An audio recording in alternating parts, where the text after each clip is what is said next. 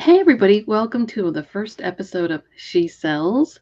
Angie and I are going to try and come to you every week. We'll see how that goes with Q4 coming up, but we're going to try and bring different women from e-commerce, reselling, and the like to share information on YouTube. So Angie and I met a couple years ago in Austin at the Green Room meetup, and just kind of became fast friends. And we met each other again this year. We spent some time together this year at the Green Room meetup as well. And we just got to talking afterwards, and we both kind of watch a lot of YouTubes and that kind of thing, and just decided we don't see enough women on. And we just came up with the crazy idea to try and do this. So we're really new at this. This is, I think, our third attempt, our third week to try this. And every week it was like, oh, we forgot this piece, we forgot that piece. We'll just gab and try again next week.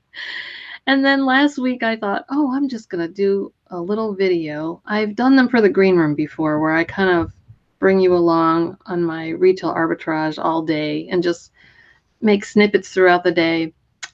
So I've posted them in the Green Room before, and I decided, I think I'm going to go ahead and do one of these for the channel. So I worked on it all day, and then a couple days later I went to edit the whole thing, learned all kinds of stuff about editing, got a title in, did all that kind of work, and then I went to save it to my phone. I didn't have enough space, which right now my computer is saying I'm low on battery, so I'm going to have to plug in as soon as Angie starts talking here. But anyway, long story short, I ended up erasing the videos by mistake. And so that will have to come another day. I will try again to do you a retail arbitrage video. So, all right. So this week, Angie's going to interview me. And then next week, I'm going to interview her. And then we hope to just bring you some other women, or maybe even have a panel. We'll see where it goes from there. So I'll introduce Angie, and she'll get us started. And I'm going to duck down under my desk and plug my computer in. No, I don't want to lose you. Hi, everybody. I'm Angie, and I do a little bit of selling on eBay and Amazon FBA, but most of my concentration is on print on demand. That is my passion. So as Sue mentioned, for our first show, I'll be interviewing Sue, who is the mastermind behind the She Sells show concept. So y'all can get to know a little bit more about her. I have a series of questions here that I'll ask. And if anybody is out there watching, thanks for joining us in our little venture here. So I'm going to go ahead and start. And first and foremost, what is Amazon FBA? Okay, well, it's an interesting question, because a lot of times people say, oh, what do you do? And usually I'll try to make it real simple, and I'll say, oh, I have an internet store. Oh, what's the name of your store? Well, I sell on Amazon. And then you try and explain to them, well, because they think you have, 900 items in your basement. No, I don't have 900 items, but I do have a few hanging around still.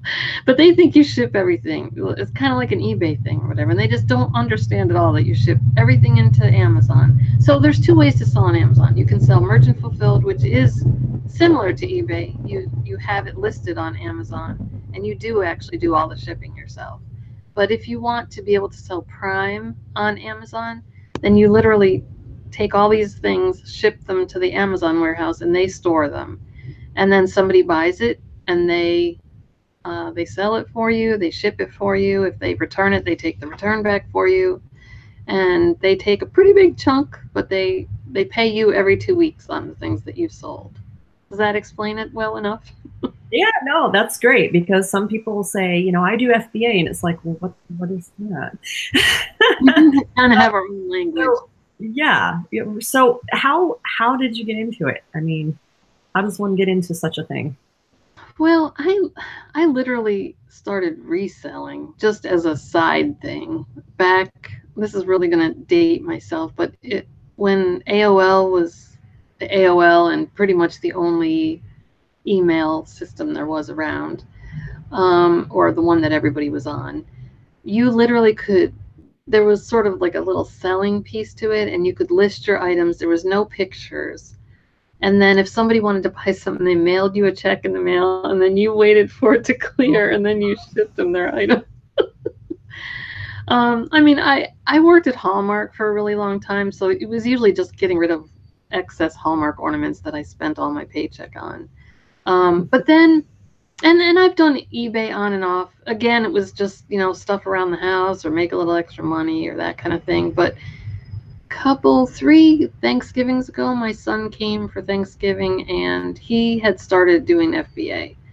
But he's one of these travelers and points guys. So he was actually, I don't think he really started it to make money, but he was buying and selling Apple iPads on Amazon and collecting all the points that, because he would buy on his credit card and sell. And so this was the night before Thanksgiving, or it might have been the night of Thanksgiving. Like, I guess it was the night of Thanksgiving because it was Black Friday coming that midnight. So I just jumped on and made myself an account, and both of us bought some iPads on eBay. It was like limit 2, but because we were both from using the same IP address, mine got canceled. Oh no! So even though like his were shipping to California where he lives and mine were shipping here, I was like, so mine got canceled, so I didn't get to sell those. But I did it for just a little bit through Christmas, and I actually made money right away because I see a lot of people in some of the Facebook posts and stuff, and they're like, I'm in the negative. But I guess they don't realize that you have to have a pretty big profit. They forget about the part that Amazon takes out. I'm not really sure. Yeah. I'm not saying I made a ton of money at the beginning, but I never had a month where I was in the negative. Yeah. But I kind of just let everything sell down after Christmas, and maybe in March I didn't have anything left in FBA. Well, I had a job that I had for 5 or 6 years, and I kept the job. I had got it in Tennessee. We moved to California, and I was doing it over the internet from there. I would log into the computers in Tennessee, and then I was doing it here. But there was actually the owners of the company were getting a divorce, and it was I was like not happy. Like every time I had to go to work on the back porch, I was always grumpy and stuff, and my husband was kind of like, get a different job. And so I started doing the Amazon a little bit again and just building that up. And I don't know, maybe that was in July. And by Q4, I had quit my job all the way and was doing Amazon full time. So it's been a couple of years now. That's amazing. But still, I mean, this is my second full year. Okay. The first year I had done it a little bit at the beginning of the year, Q4, and I think this is my second full year. No, it's my third Q4, so I guess last year was my first full year. Yeah. I'll tell you what, when Q4 hits, I don't even know what day of the week it is because I worked all through the weekend. I mean, my husband forces me to take a few days off here and there, but not Q4. I will have Thanksgiving and Christmas. Well, that's good. You got to take some time off for yourself. But the one thing is, when you love what you're doing, it doesn't feel like work, or it doesn't feel like a job. It is a lot of work, but it doesn't feel like a job kind of thing. Yeah. And so, I mean, you make it sound kind of easy saying it like that, but what does it really take to do Amazon FBA? I mean, it's a lot of hours. Now, I basically do 95% retail arbitrage. So I go to stores all day long and find items that will sell for more on Amazon. So you basically shop all day long, is what basically. But then that's the fun part to me. But then you come home and you have stacks and stacks and stacks of shelving full of stuff, and then you have to list it all on Amazon, label everything for Amazon, and then ship it where Amazon wants you to ship it. I felt like I won the lottery last Thursday because I had 300 items and they all went to the same warehouse. And I don't know if that's ever happened to me before. I was like, woohoo! Amazing. Today I had 5 warehouses, and one of them was one product. And it wasn't super oversized. Usually it's something like super oversized. This was small oversized, but definitely could fit in like a 20 by 20 by 20 box. I mean, that box would have been way too big. It could have fit in like a 16 by 12 by 5 or something. But I was like, because I use Inventory Labs, like a Okay. third-party service to list my items. Uh-huh. And they give you the warehouses that and the shipments, and then you can accept or decline each one of them. So I just declined that one. The funny thing is, this happened to me a couple of years ago or many months ago. I had a video game that one of the simulator games, like fishing simulator or something. Oh, farm simulator. And it was like it wanted me to send that one item to a warehouse. I was like, oh, I'll just scrap that and then add it to the next one. And it happened to me like 3 times. I don't know what it was about that game, but then I just sold it on eBay. I was like, this is silly. I'm not sending one item to one warehouse. So. Right, exactly. That's a lot of time involved and But maturity. it's, I mean, when you buy from a store where they have stickers on them, the de-stickering is probably the crappiest part of the job. Then other things you have to polybag or I'm not loving the processing anymore. I still Yeah. love the shopping, but I'm not loving the processing anymore. I did hire somebody. I had somebody work for me a little bit part-time last Q4, and I used her. I mean, I went ahead and hired her as an employee January, February. So she comes every Monday and helps me process. And I have to tell you, with somebody else here, and she sits down and just works, works, works. And when I'm by myself, I'm work, work, work, then let me just check Facebook. And then I see, oh, I see that. Let me go, so I say I work lots and lots of hours, but I take little mini breaks in there a lot. Yeah. But when I have somebody sitting there working with me, she really makes me work because I think like I can't sit here checking Facebook while she's over there working. So Right. that's always a really good full day. And Right. then lately I've had her some weeks 2 days a week. And I mean that will probably increase as it gets closer to Christmas. Okay. And so for people that don't know, what Sue is really referring to is you have to take all the stickers from the retail store that you purchased your item from off, and then you re-sticker it with your Amazon sticker. Right. And or possibly have to bag something in a special kind of bag depending on the product before you send it in. So there's a lot of, it's not just like you get to buy the thing and then you stick it in a box and ship it to Amazon. Right.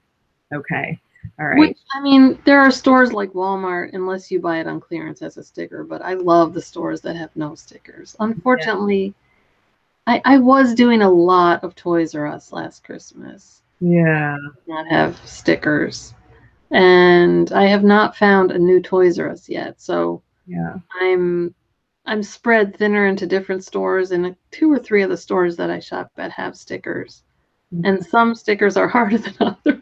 Right? Yeah, that's right. That's what those Scotty peelers are for, Scotty right? peelers, Gooby gun, the biggest messy crap, and our heat guns. Gone. Oh, that's awesome. So then, so say I'm watching this and I'm like, well, I can do that. I'm going to give this a try. So what would your advice be to somebody who wants to get started selling on Amazon, fulfilled by Amazon? Well, first of all, it's not a get-rich-quick scheme. I don't care what some of the YouTubes tell you. You're not going to make $10,000 next month. I'll tell you the number one thing, and I'm actually working with somebody right now. I tell people all the time about FBA that they should try it.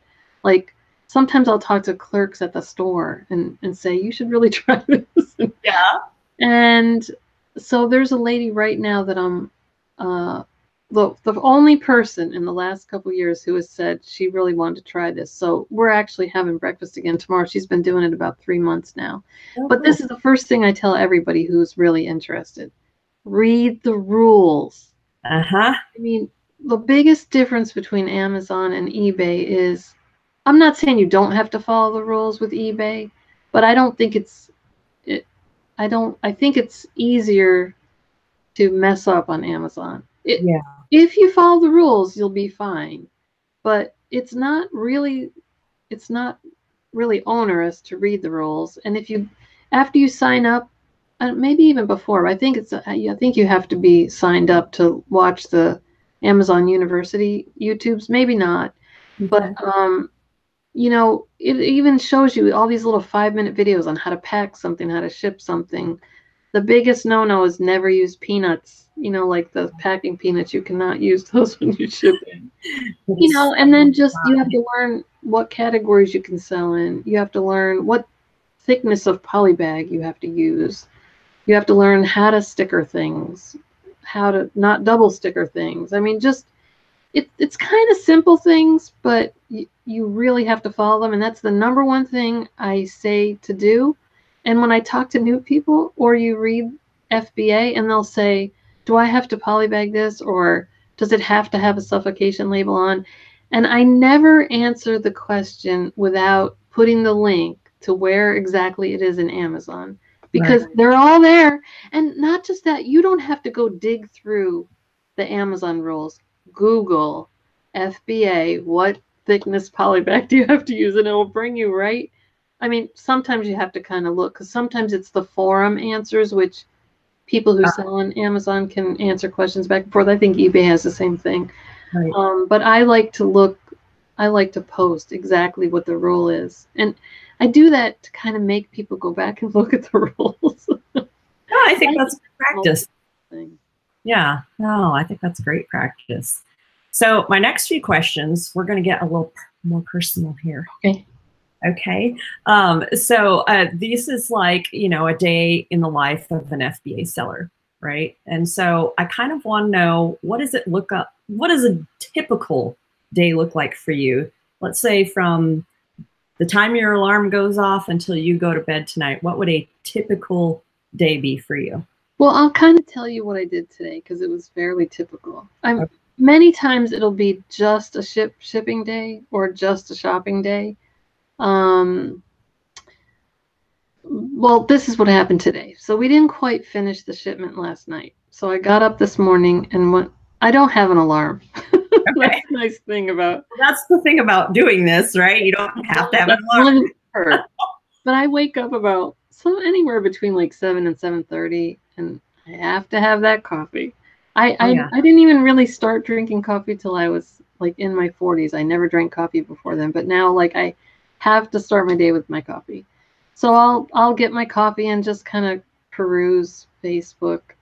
I really want to be one of those people that jump right out of bed and get to work, but I'm just not. So I'll, you know, like peruse Facebook a little bit and have my coffee and then have breakfast and then shower or whatever and come down to the dungeon, my basement. And today I finished the shipment. So everything, I maybe had 10 or 20 items left to prep, and then it was just basically packing. And then I had an electrician come over because we're going to add lights to the other side of the basement. So this half of the basement, I have about a quarter of the basement in this room. It's about 2 or 3 times the size that you can see, because I can't show you the good stuff over there. And the other side is just really extra shelving and stuff. So I'm trying to make my process more smooth between getting it from my car and lining it up and getting it ready and then bringing it in here to process and then packing. So, but that side of the basement's kind of dark. So anyway, he came over and we talked about that, and I went to Home Depot and I got the lights. And then I got my boxes out. I got my boxes outside for UPS because I have pickup now. Okay. And that was about 3 o'clock.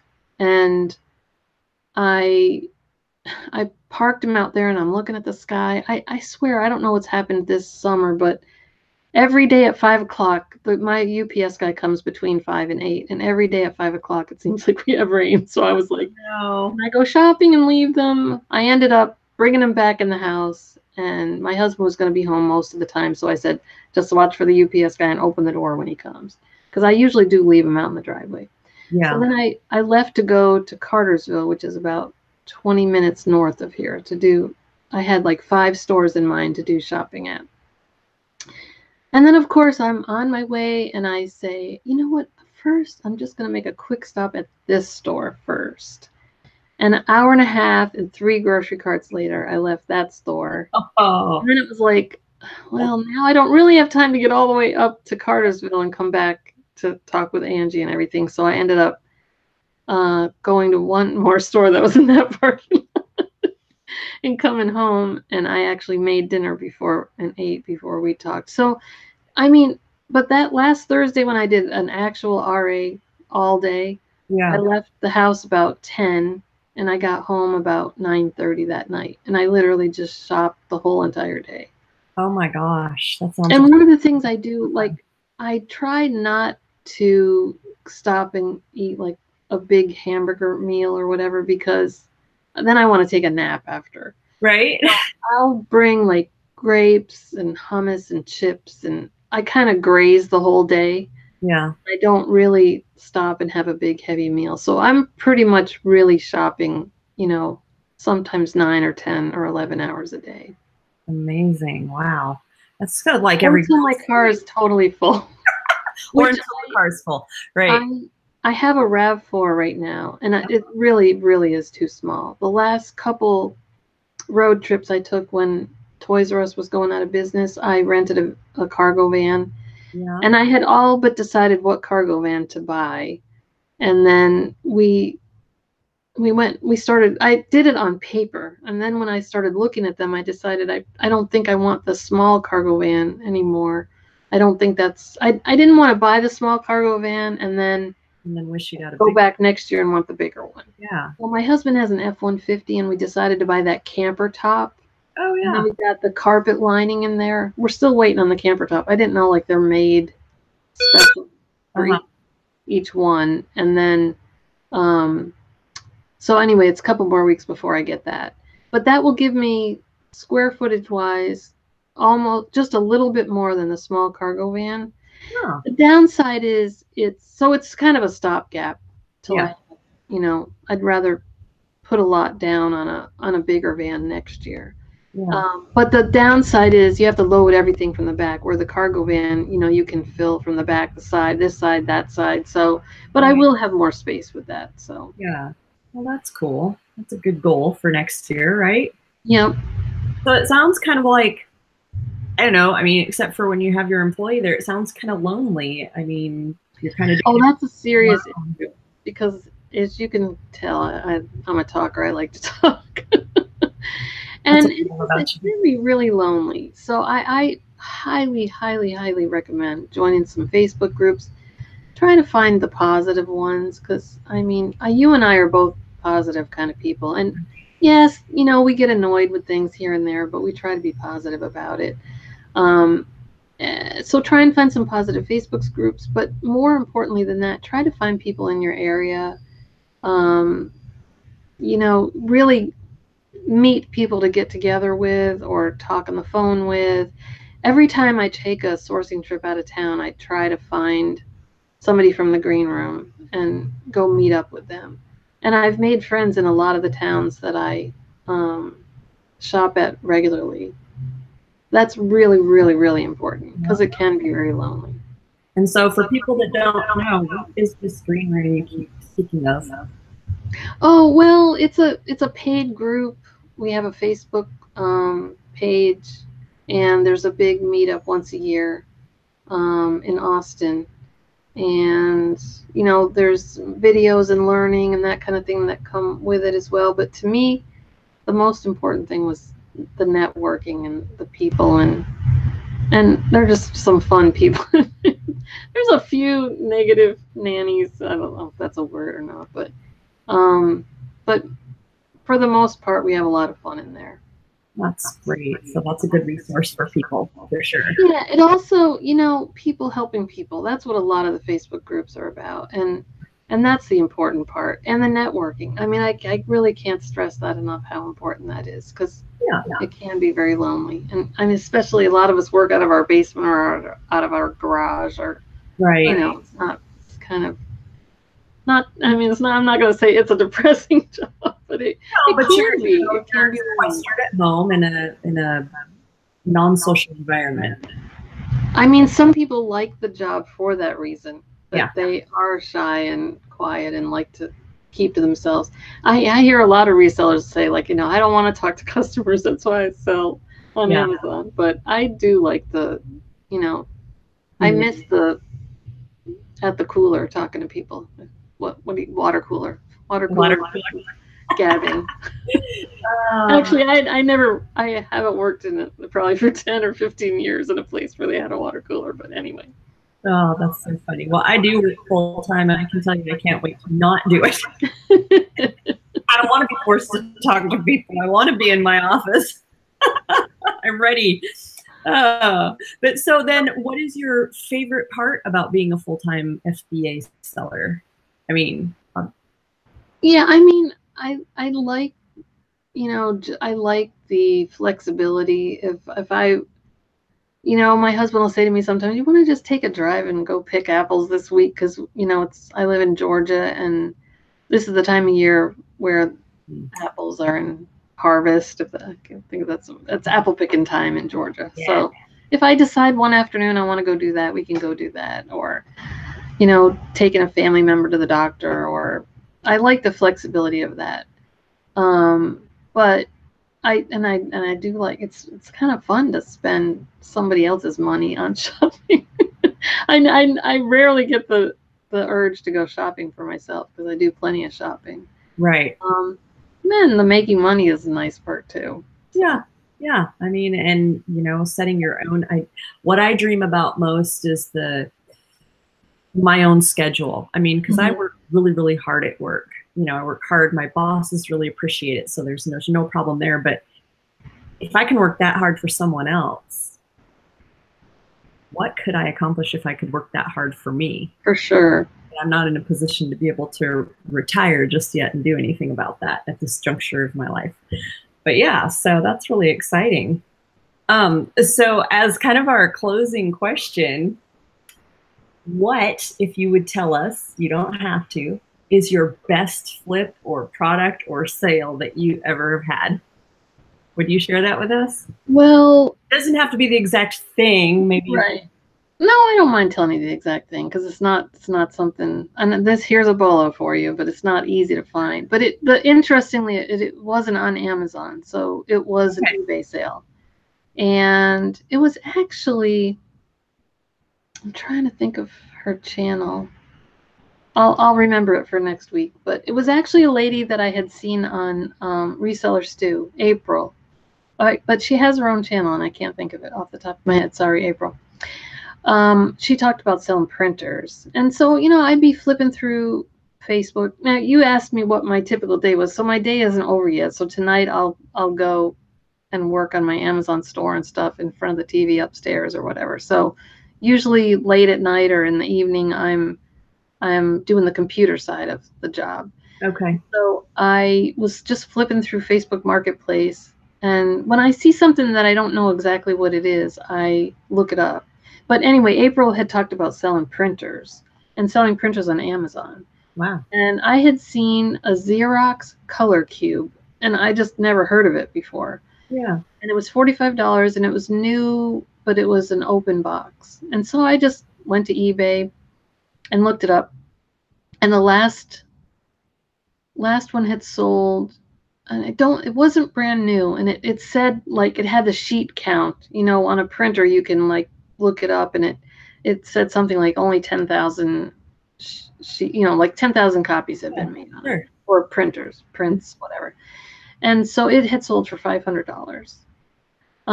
So I wrote to the guy, and I was like, I want to come buy this. But I think it was $45. I'm pretty sure. So he was like, yep, you come pick it up.